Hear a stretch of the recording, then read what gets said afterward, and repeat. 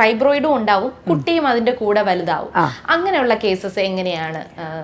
നമുക്ക് ഫൈബ്രോയിഡ് എങ്ങനെ ബിഹേവ് ചെയ്യും എന്നുള്ളത് നമുക്ക് പ്രവചിക്കാൻ പറ്റില്ല. ചിലപ്പോൾ ഫൈബ്രോയിഡിന് നമുക്ക് ഈ പ്രഗ്നൻസിയിൽ വരുന്ന ഒരു ഡീജനറേഷൻ എന്ന് പറഞ്ഞൊരു സാധനമുണ്ട്. അതായത് അതിനകത്ത് കുറച്ച് വ്യത്യാസങ്ങൾ വന്നിട്ട് ചിലപ്പോൾ ഈ ഫൈബ്രോയിഡ് ഇരുന്നാൽ ഗർഭകാലത്ത് നല്ല പെയിൻ വരും.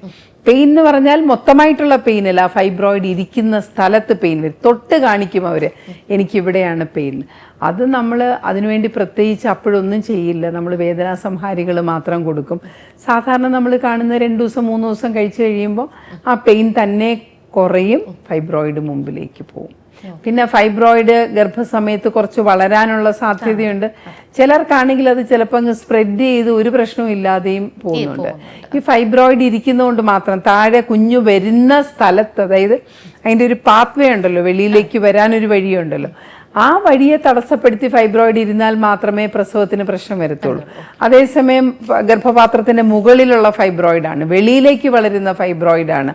അങ്ങനെയുള്ളതൊന്നും ഗർഭത്തിനെ ഒന്നും ചെയ്യില്ല. അത് കുട്ടിയും കട്ടിയും കൂടെ സമാധാനമായിട്ട് അവിടെ ഇരുന്നോളും.